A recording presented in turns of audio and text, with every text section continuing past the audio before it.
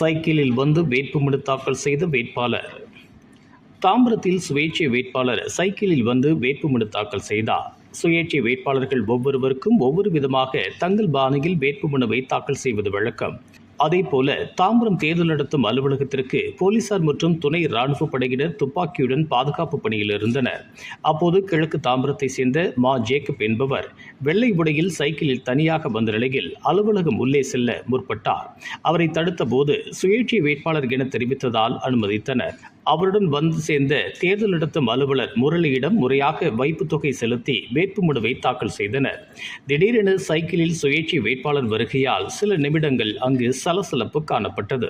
இதுபோன்ற உள்ளூர் செய்திகள், மாநில செய்திகள் மற்றும் பயனுள்ள தகவல்களை உடனுக்குடன் தெரிந்து கொள்ள GST ஆன்லைன் மீடியாவை இலவசமாக சப்ஸ்கிரைப் செய்து கொள்ளுங்கள்.